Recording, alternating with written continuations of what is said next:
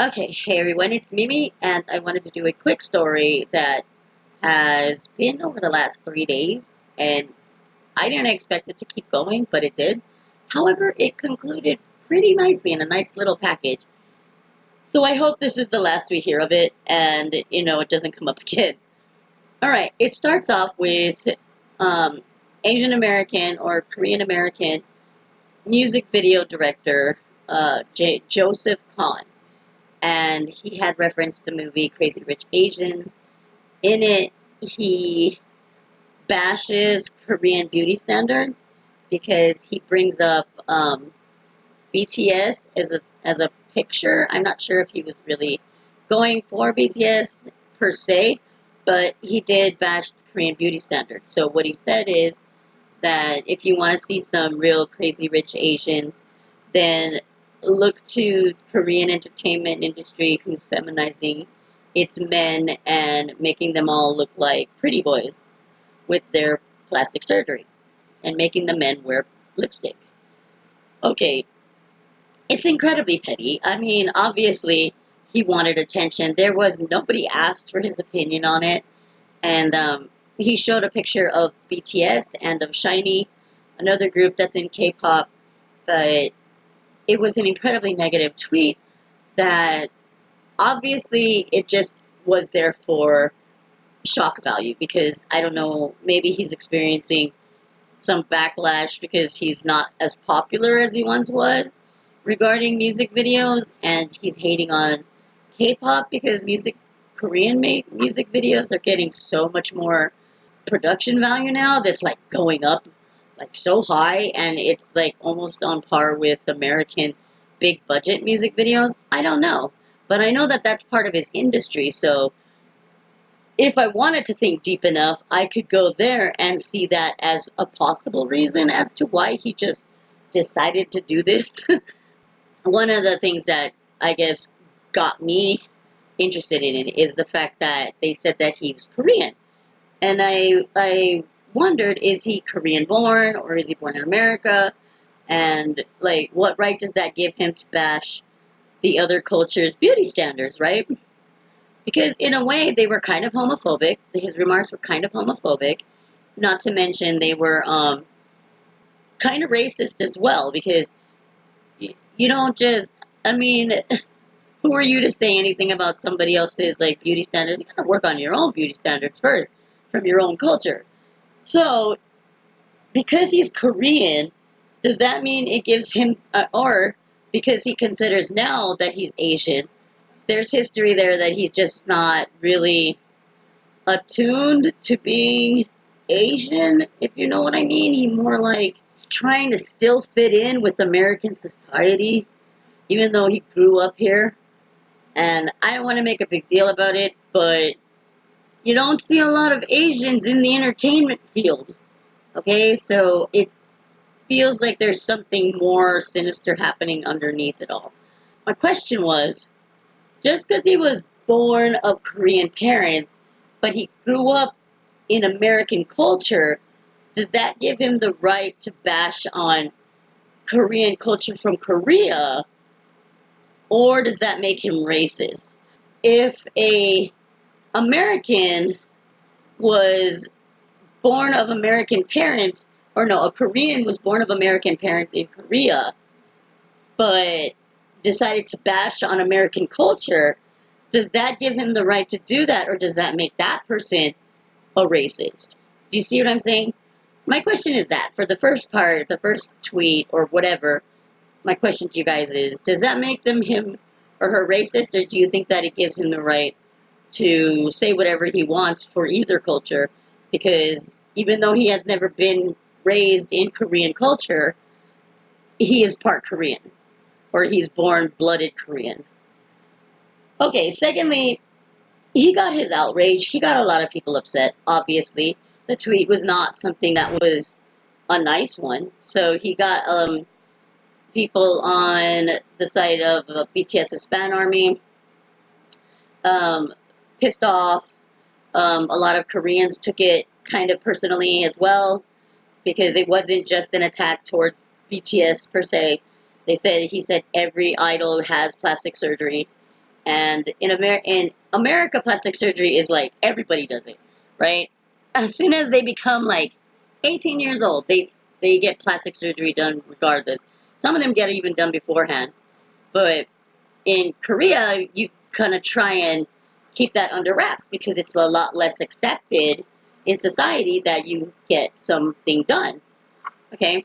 But here, you can tell who's fake. In America, you can tell who's fake immediately. So anyway, so a lot of people got upset by it, and I thought that that was it. People were going to vent their frustrations out, and the guy was going to be done with it. Right? But no. A few days later, he comes back, and this would have been this morning or yesterday that he's angry, and he's basically like shouting that he's not going to say sorry for it, and that anybody that comes for him, he's going to roast, and they can all suck a dick. Okay, obviously, the last part was incredibly aggressive. It was unnecessary again, just like his tweet was in the first place. Highly unnecessary and incredibly aggressive. And a lot of people were applauding him for standing up to Koreans who think he can control these people with apologies, and how, I'm tired of people apologizing for what they say because America is freedom of speech. And a lot of those people just totally missed the point. It's not like apologies never happen in America. Yes, there is something called freedom of speech. All right? But that is to protect angels and assholes alike. It doesn't matter what you feel like or what you stand for or whatever. You can say what you want, and it's a hard sell to get in trouble with it. Okay? There are exceptions to the rule. As long as it's just something that you say out of your opinion, then you know what, you're basically untouchable because you're protected by freedom of speech here in the United States.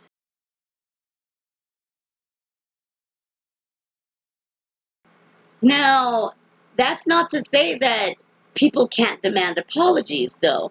And that's not to say that people shouldn't be called out to make apologies at times. All right.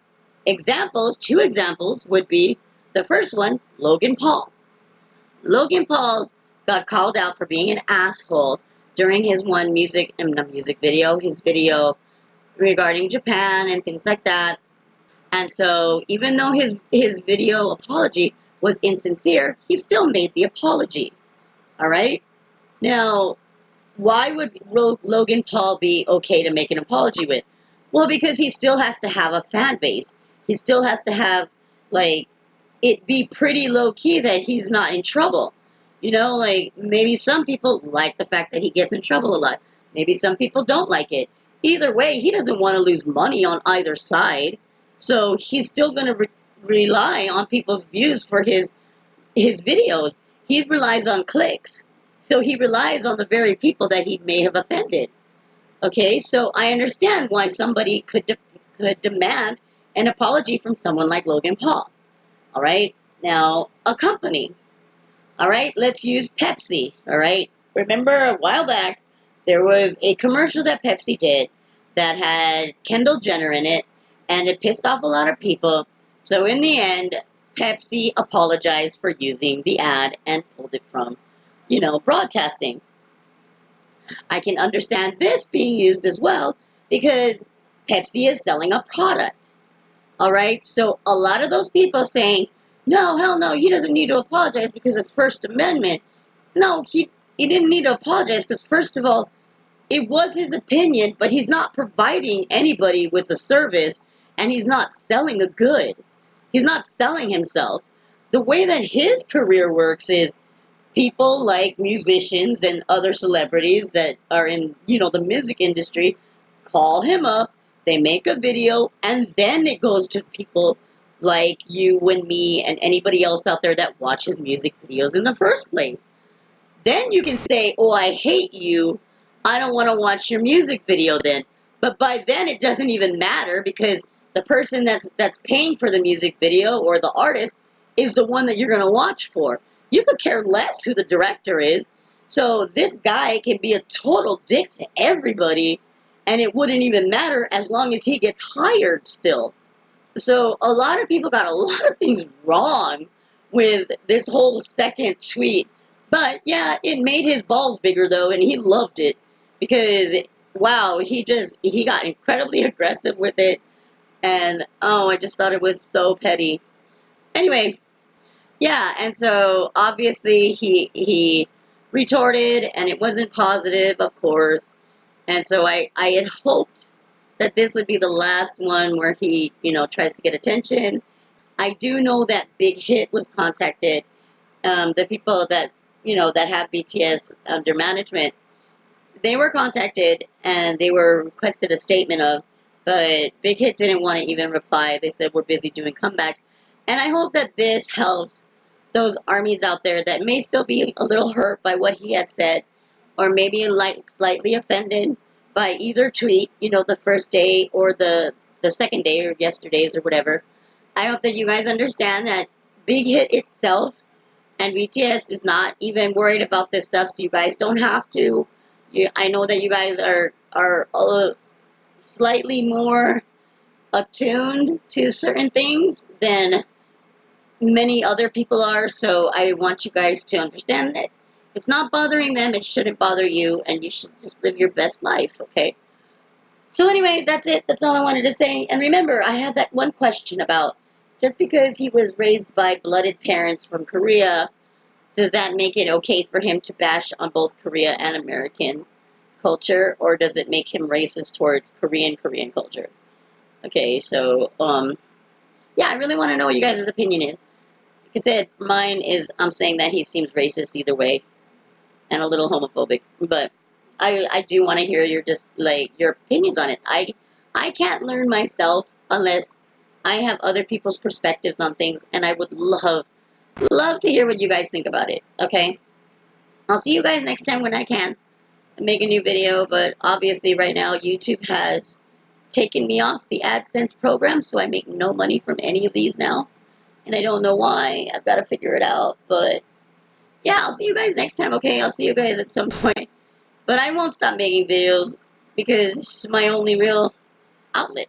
So thank you guys for tuning in. I hope you guys learned something. Or if you enjoyed it, please leave a like and subscribe if you haven't already. And I'll see you again next time. Bye.